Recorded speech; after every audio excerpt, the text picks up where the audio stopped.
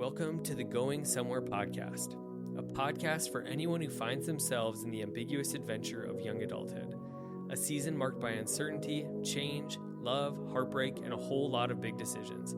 Sit down with me for some real and raw conversations with some incredible people as we dig into what it looks like to be a follower of Jesus in this beautiful yet complicated season of life.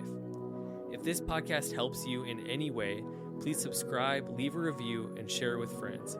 Be sure to join the conversation on Instagram by following goingsomewhere.podcast. We're all going somewhere. We might as well go there together. Let's dive into today's episode.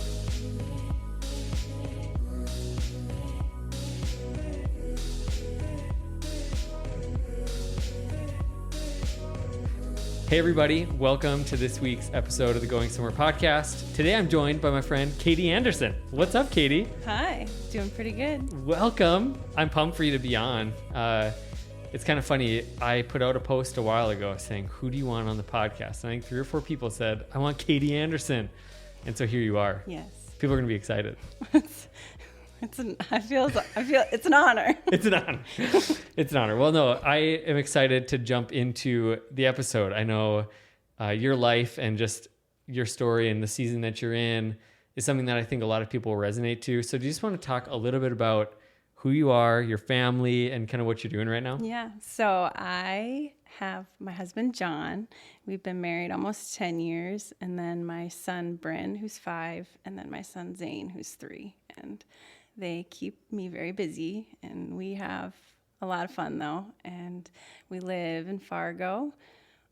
My husband's a mechanic, and so our cars are always working. Tip-top shape. And I'm going to homeschool my boys, so I'm very excited about that. I have a teaching degree, and so I think that helps me have more confidence in jumping into that, and I get all nerdy as I look at curriculums and See, I would get nervous. Yeah, like if I'm looking at like curriculums and I'm the one responsible for making my child like educated, this is not for me. Well, John, so I applaud you.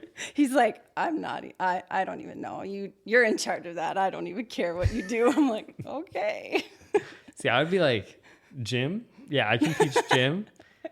Not a lot of other things. See, John could do like home ec. Yeah. Or not home ec. Not home ec. Shop class. He could, though, because he loves to. He's the baker. He's the pretzel guy. He's the brawn for cooking in the house. I'm the brains. There you go. We love to cook. So you just like stand behind him and be like, a little bit more salt. Salt. He's telling me more salt. Okay. He's always like, watch where you're going, Katie. I have a knife. I'm like, oh, sorry. And then That's amazing. And then he's taught Bryn so well. I'm like, usually during the day when I'm cooking stuff for them, I'm like, Bryn, does this need more salt? And I give him a taste. He's like, yep. Or if I'm browning butter to make cookies, I'm like, is this how Daddy does it? Yeah, but you need more brown in there, Mom. I'm like, okay. That's amazing. So John's taught him well. I don't trust my children with those things, you know, my kids, but if I ask Summit a question, like there's no way I'm trusting the next thing that comes out about like life things. He's an honest kid, but when it comes to like how to cook, no chance. But no, your boys are so sweet, and we've gotten to know them for a long time, and so it's fun. You guys were just over recently, and all 4 of the kids were up on top of the couch, like the ledge of the window, and then Summit wanted to be like the big kid and jumped and did like a sweet somersault. Yeah, we were all like, held their breath. That's like tough. When you hang with the big kids, you know, you never know what happens. But no, I've been excited to just kind of chat with you. I think, you know, you're somebody that my wife will look up to a lot, and I look up to a lot. But I know my wife's been in and out of seasons of really her focus being, you know, she worked full time when we were first married. And then we had Kinsley, and she went part-time, and then we moved to New Jersey, and she was full time at home. And then we came back, and she's kind of worked more. And so I think just throughout those seasons, you're somebody that we've seen from afar and from close. As somebody, I know you're not going to say like, yeah, I've perfected it, I am the best, and this is, but we've just seen, and we've just said, we want to emulate our family, our life, and the way that you treat your kids, and after Katie, you know, so praise God. To God be the glory. It's true.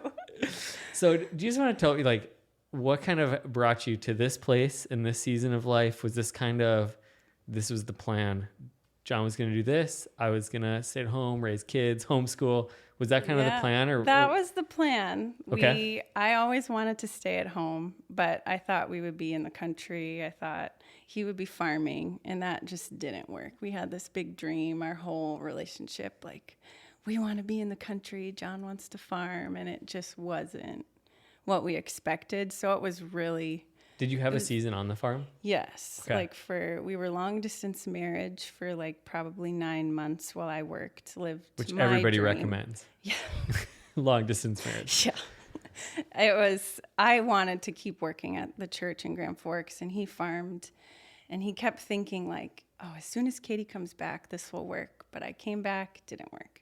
And then we had our first son while living with my parents, and we kept thinking it'll get better after we have a baby. It'll get better after we clear out this old house that we're renovating, and it never did. We kept believing the lie that it's going to be better, greener pastures are better, and it was a super lonely season because we were outside of community and we just didn't have friends in the country, and so it was really hard, like swallowing our pride and being like, this is not working out here. We need friends.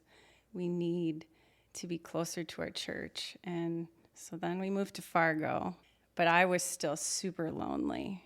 And John started getting more involved at church at the time. And I just didn't have close friends like I had in college. And yeah, it was really lonely. And I remember coming to a worship night at church and just feeling like, at this time, Bren was 1.5 years, and I was really struggling with the fact that, like, this work seems pointless, and like, I'm just changing his diapers. I'm just feeding him lunch. Like, he can't talk to me. It just felt pointless, and I wanted to do something for the kingdom. I wanted to have an audience. I wanted somebody to say, like, you're doing a good job, but I didn't have community. I didn't have friends. And so I remember coming to this worship night feeling like I don't have anything to give.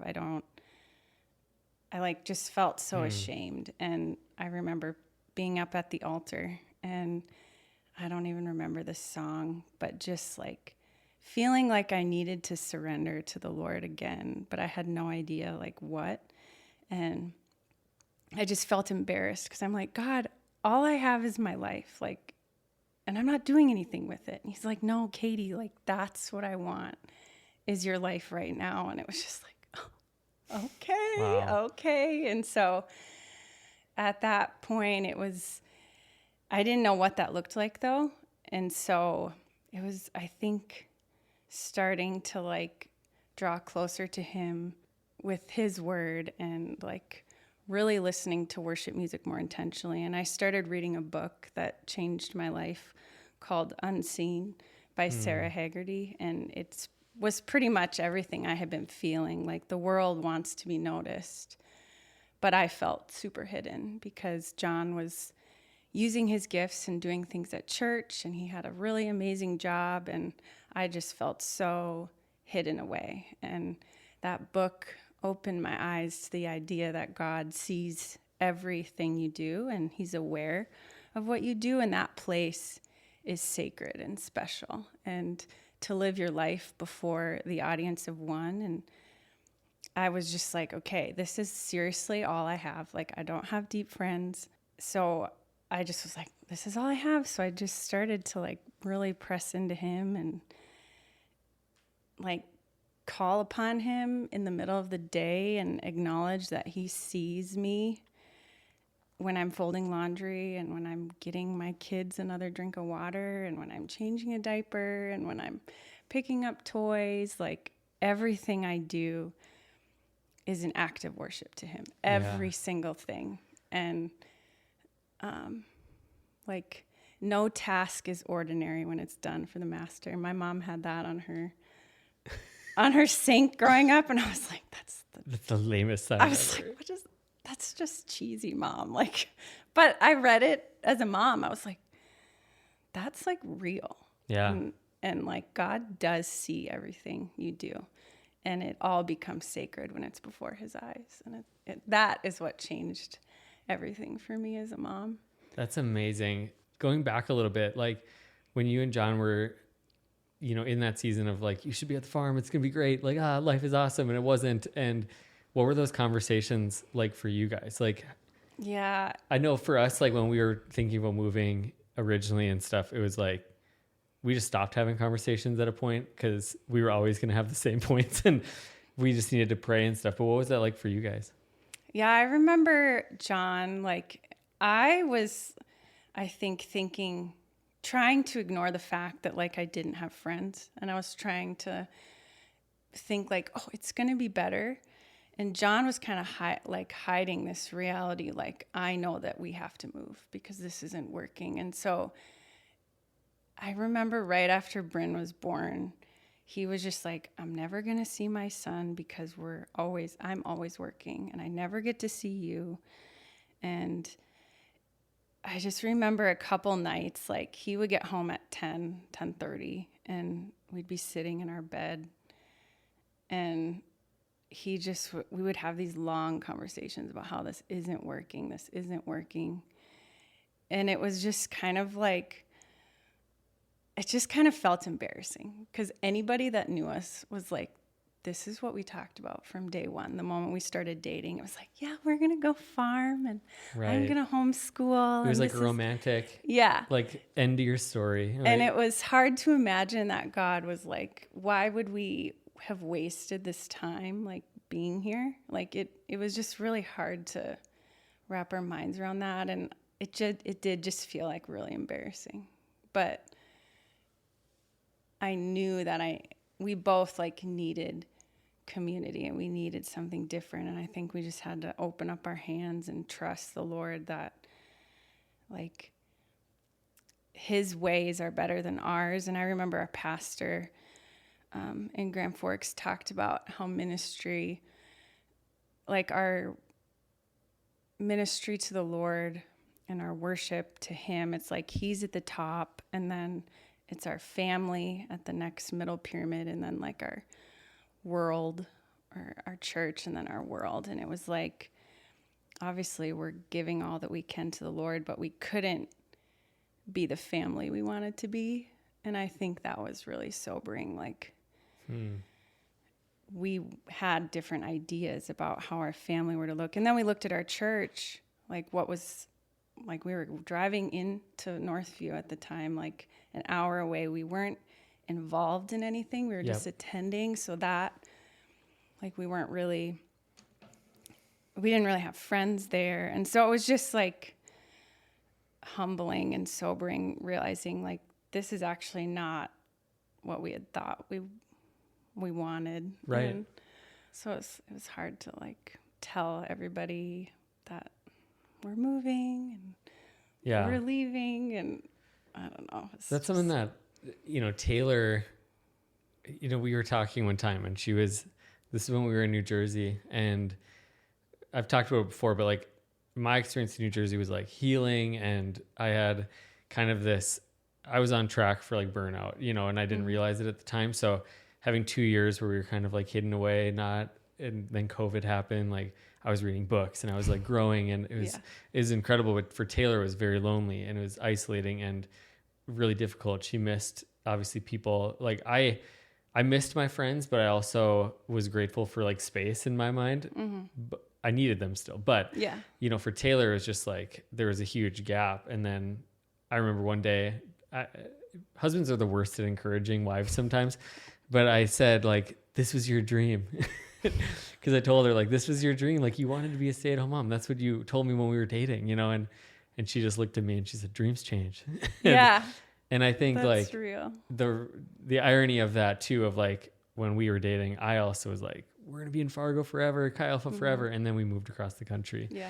And, it was almost like I was acknowledging like, yeah, my dreams can change, but yours have to stay the same. And I just think whether married or not, like acknowledging that fact that like sometimes God gives dreams for a season, and the reason it feels like it's forever is because he wants us to live like that. Like he doesn't want us to like live as if, all right, I know this part of my life is going to be done in 2 years, so I don't need to invest in it. Yeah.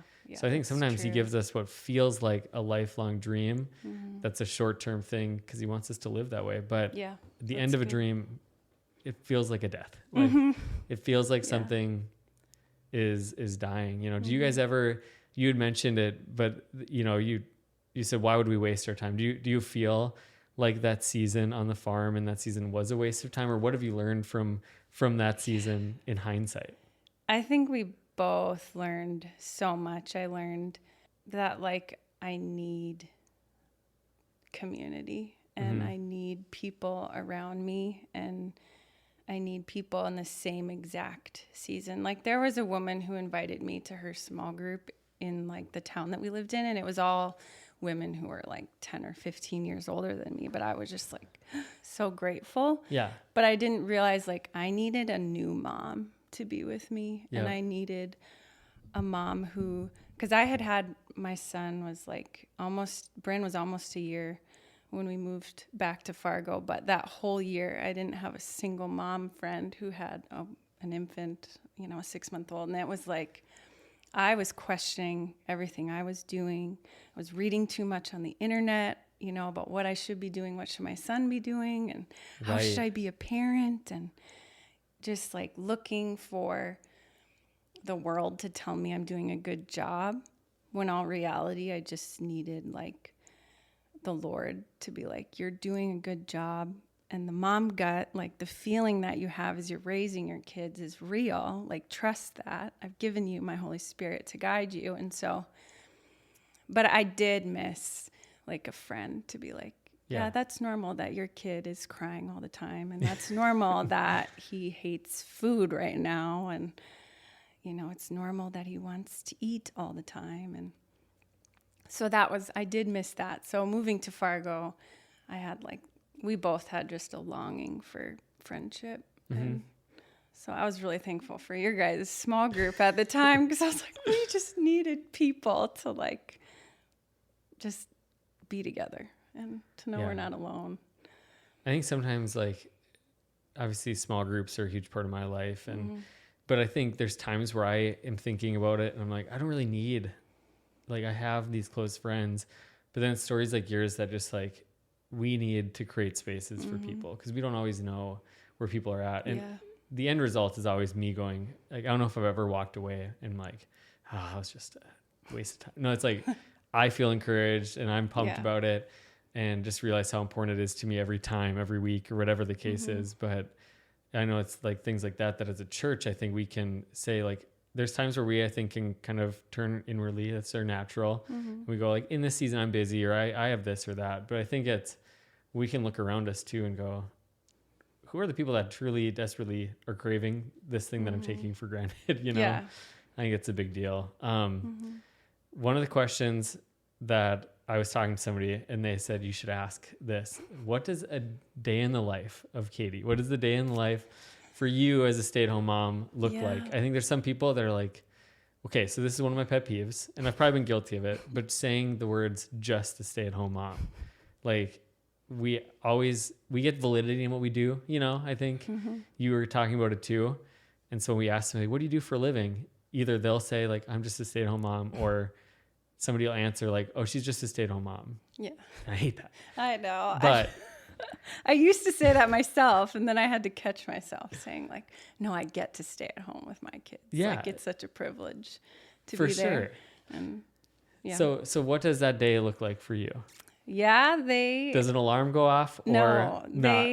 they A human alarm. They hop in our bed Okay. in the middle of the night usually, and then in the morning when they're waking and stirring, like I'm like, okay, the day's beginning, because they move around and their eyes like peek open and they pop right up and their little smiles and they play.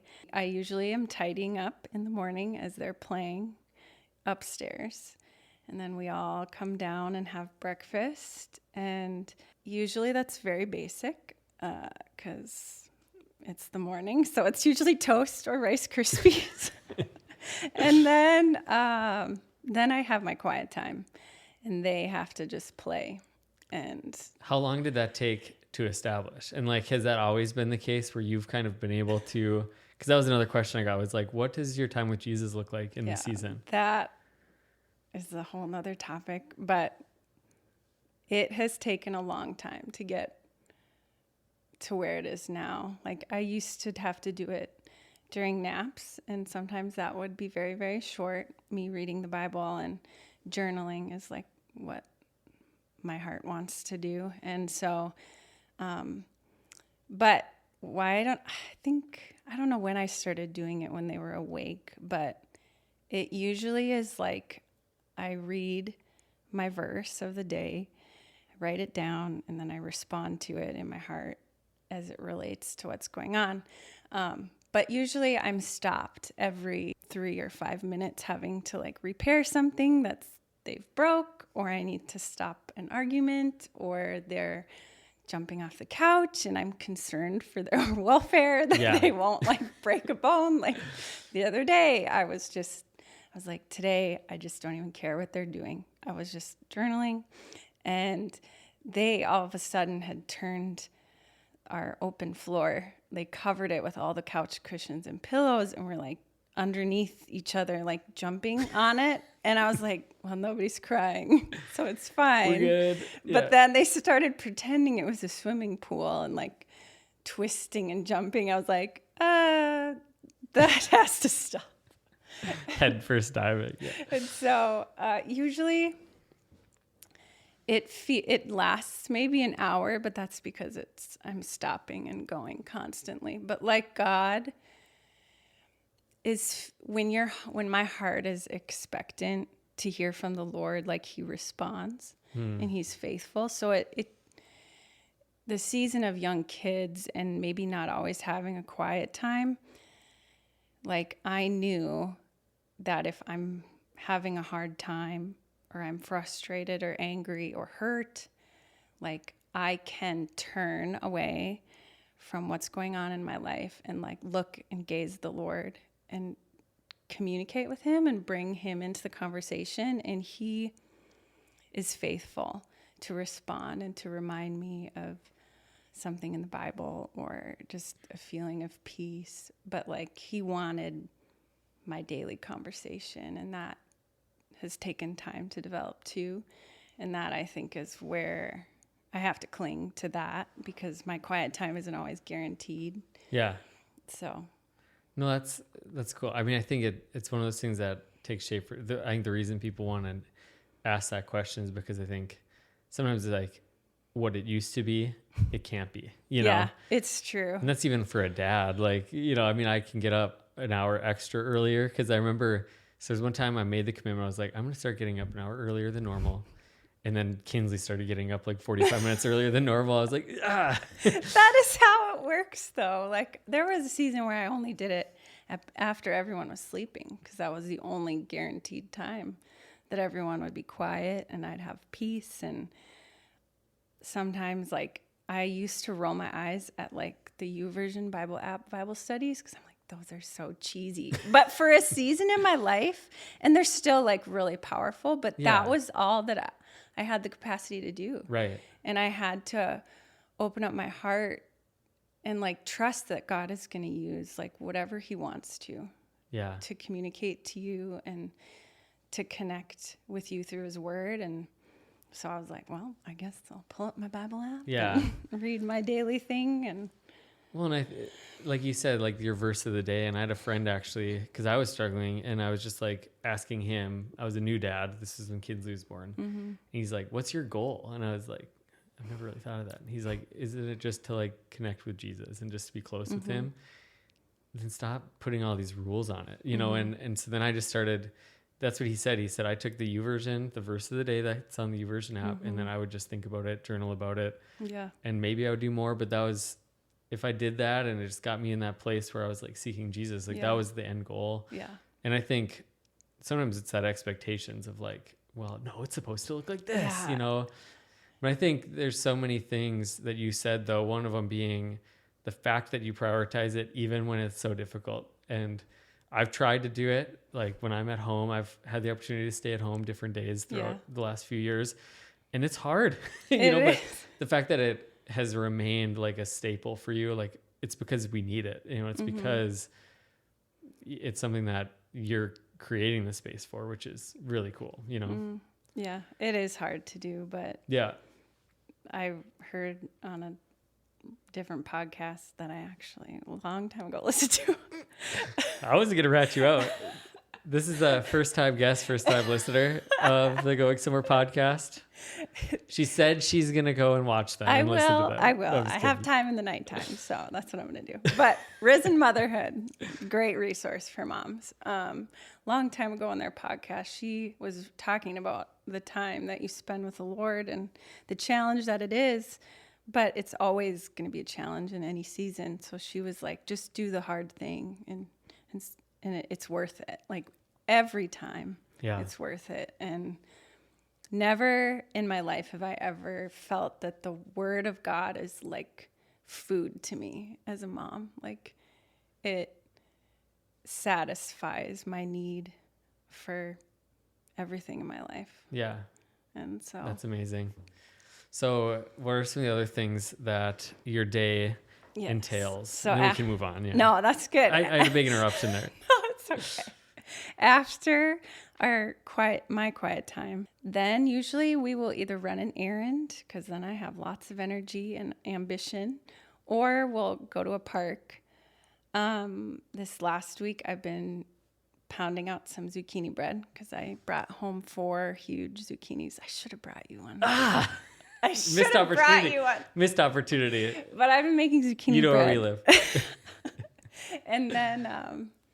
And then we have lunchtime, which usually is leftovers or macaroni and cheese. Staple. That's a good one. Yeah. Another mom friend was like, sometimes it's okay if they just have cereal. And I'm like, yes, that is okay. I love that. Yeah. So then we have lunch, and then we have rest time. My boys, I don't really like nap time because my boys never took long naps. So when Zane stopped napping at 2, I was like, praise the Lord. Because it just, a lot of moms love naps. I just didn't. It was more work for me. So we have rest time. So I'm a it's big like, nap fan, but yeah, okay. we sit down and watch TV, and I'm not ashamed. We watch it for maybe 45 minutes or an hour. We usually watch like Dude Perfect or love it. Yeah. Some other funny YouTube thing. And then we'll get up, and usually I will have done, after that, I will sometimes do homeschool, or we'll go outside again. Or like today we played with Connects, and that keeps them pretty occupied. And I get really into it. Like if the Legos come out, that's like the best day. I love Lego Legos. Day. Then I get so lost. Mom, I don't want to play Legos today. That's we're kind playing of how Legos. it is. Because I get so lost in what I'm building, and they're like totally. Yeah. I'm done with that, Mom. Yeah. And then John comes home because he leaves for work at 7, comes back at 3. So you do wake up, breakfast, all that stuff. Yes, right? Yeah. and that's kind of how it's always been, which I don't mind. And then we usually just play as a family, or we'll go on another errand and then cook together. We've had to remember that the boys like helping us in the kitchen, so right.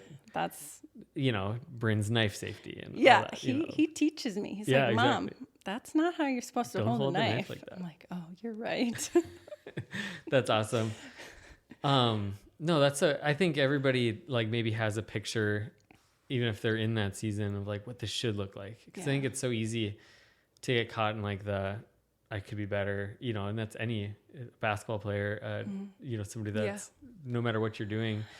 And I think it's the same or even heightened because I know for us, like it's so easy to see like what the parenting tips are of the day and like what's on TikTok and like what the new movements are. But I think you said it earlier of just like trusting the Holy Spirit that he's going to lead you. Not that those things are bad, but I think what our home takes shape of also comes at like, what's your goal, and I know I'm putting you on the spot, but like if you were to have a goal for your home and a goal for like your season as a mom and raising kids right now, like what would you say that is? Like at the end of the day, if this happens, we did it. If I'd have done my devotions and I've done the dishes, I feel happy as a mom.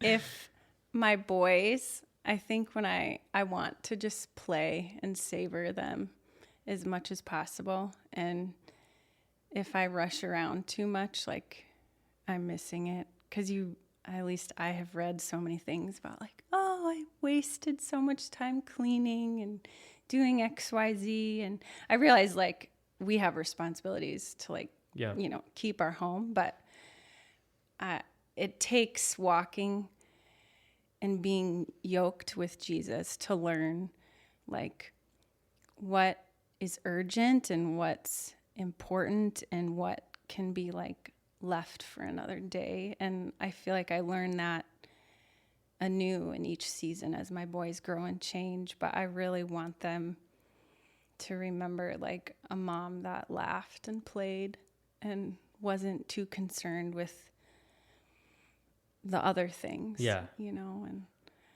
yeah. I love that. What's a way that you feel really supported by friends in this season, whether they have kids or not? I think when a mom or somebody reaches out to you, either just saying, I'm praying for you, I'm thinking for you, thinking about you, is like... I wish somebody could think for me sometimes. I know. Some days. Think for me. I don't want to do it. But yeah, there's been instances where I'm like, oh, this is such a hard day because they're not listening, or I'm angry, or I don't feel well, or my house is a disaster. But out of left field, God nudges somebody to text you. It's just like, oh, that's another reminder to me that God sees that I need his eyes, and I need just a friend saying, I'm praying for you, I'm thinking of you. Or also, like, I've had a friend, like, my boys are sick, this is like a terrible day, and she calls me. She's like, are you okay? Like, do you need anything? Let's pray. And I'm like, oh, that is like how I want to be. And I've tried to emulate that. Like, do you need anything? Dropping off, like, food. Like, this same friend will bring by like little things. Like when we're sick, she'll like play ding dong ditch, knock on our door, and like run away. That's and amazing. I'm like, no, stay. But like, don't, because I don't want you to get sick. But stay if you want to. I think just like people reaching out, because it's easy to feel like nobody sees you. Yeah. And yeah.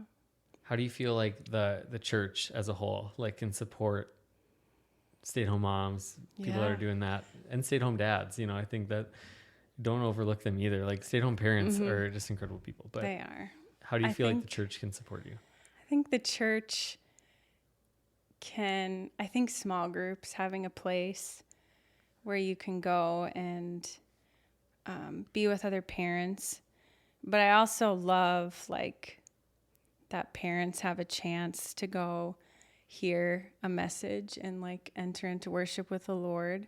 Because I know that's like vital to like soak in the word and be in community as you're listening to like somebody share the word and be in worship. Like, that is so life-giving in itself. And so to have like the children's ministry to like love on your kids, and then parents can get filled and encouraged. And and I think even just like a simple hi makes a difference. Smile as you're walking away from each other. Right. I think it's so important. I think that, it can be even just the way that you think of church sometimes, like when as a pastor, like you just think of things of like, okay, we're thinking of all these different career paths, but it's like, when does the event end? Like, when does, are we going to provide food at this time when parents need to feed children? And like, I just think it's sometimes even those like holistic things as a church to like keep in mind those different scenarios. Like, I think it's so easy sometimes. Like, most people can be there at this time, but that's when kids eat, or like that. I know that's been the case for us at different things or different. It's like, wait, there's no food there. Like, what am I supposed to do now? But I just think it's those little things that we can do to, support as well. But, I feel like one of the things that I always tell people, and it's because I had this experience, otherwise I probably wouldn't say it, but Taylor, right before we moved back from New Jersey, she went on like a year-long planned, or it wasn't a year-long, the trip, but the trip was planned for a year to go to Alaska to see her best friend Aaron. And so I had like a full week of being a stay-at-home dad. And I always tell dads, like, if you can do it, take like 2 or 3 days and send your wife away. One, it's really fun. But also, I feel like just to have a better, I came back. Obviously, I was thankful for my wife. Like I saw what she was doing, but I saw it in a clearer way of like all the things that she does. Like it's just the little things. It's like the moment that you get one down from a nap and you're like, all right, I'm going to relax. And one wakes up crying or like, you know, something happens or you look over and the kitchen is stacked with the dishes and you're like, that's just going to stress me out later if I have another meal that adds to that. So it's just those little things that I remember that week, just like being so aware of just how grateful I was for Taylor. And so if you can do it, do it. But I think just if you're not in a season of parenting right now, like what's something that you wish you could share with somebody that maybe isn't in that place, that maybe is listening, going like, all right, this is back pocket material, but like, what are the things that you feel like they can be doing now? Not even if they maybe don't have parenting in their future. Maybe they see themselves as a career parent, which is great too. But like, what's something that you would say to them? I think God, like what you do, whatever it is for the Lord, like it's significant, and no task that you do is like too small. Whether you're making coffee or typing or sending an email, like changing something on an engine or teaching a kid or whatever you're doing, I think in your career, like I've learned that nothing is insignificant for the Lord. And I think for any person who's maybe feeling like they're not noticed, like you're noticed by the King and the Creator, the one who sits on the throne. Like he sees you and pays attention to you and loves you with his whole heart. And he's like worth it to follow. He's worth doing all the boring things. He's worth laying down your dreams for. Like his plans are always better than yours, and his dreams are way beyond anything you could imagine. That's amazing. What's something that you want to say specifically to that person that is maybe is discouraged, is lonely, is feeling, like I am in this place, I don't get recognized, or, what would you say to that person? Maybe the person that you were on the farm. Yeah, I think to wait on the Lord and to put to practice, like reading the word and dwelling on it. And I think I rushed by like so much of that and kept wishing for the other stuff. And I just wish I would have like wasted my days thinking about him and how he helps and how he wants to be with you, and how I think I spent too much time wanting something else and missing the fact that he's with me in this moment now. And like he wants to teach me in this moment and wants to be in communication with me. And yeah. No, I love that. I just think like, obviously I'm very grateful that you came on, and like the path that you're on and the example you are, but also just, it's not less than, like, it is so significant. And like you're changing the diapers of world changers, and you're making mac and cheese for putting it in the mouth of somebody that's going to speak life into somebody. Yeah, like it's true. I think you just do such a good job of, and I'm sure it's not 24/7. Like that's why you're spending time with Jesus, but like you do such a good job of, and it's so evident in the way that you parent, the way that you live your life, that like you don't see it as insignificant. And I just love that your story is taking you from that place of feeling that way, and then God revealing something to you. And then I know you are part of a mom's group that creates a space for moms to be together and to hang out and to remind them that they're seen. So I just appreciate that not only are you doing it, but you're creating it for other people. And, I just think your story is really incredible. And no matter where we find ourselves, like if we find ourselves in a stay-at-home parent, time, or if that's our goal, or if that's where we end up someday, but also just like our everyday life, like finding and embracing the ordinary things, like allowing everything we do to be worship so many times. And you're on the worship team, like you sing, but also like you're a worshiper the way that you live your life. And that's what we're called to do. And so I think there's just so many things that we can walk away from this conversation, no matter where we're at, no matter what we do. If we have somebody in our life that's at home, like let's take time to encourage them. Let's take time, not just today, but every time we think of them, to reach out to them, remind them that they're loved. And I know you have just such value in your life, and we appreciate you. Our family does. But one last question, I always ask it. What advice would you give to 22-year-old Katie? Pre-mom, pre-farm, or were you on the farm? You might have been. I was on the, well, no. What advice would you give? What advice would I give? Probably God knows what he's doing, and he doesn't waste a single thing. Like whatever is going on, he wants your heart in the middle of it, and he'll do whatever he can to like get your attention, get your gaze, get your heart, because he wants our love. Like that's just what he wants. And so it took really wild things for me to finally give him my heart and my love in a new way, the way that he always wanted. And love it. Thanks so much, Katie. No, that was so good.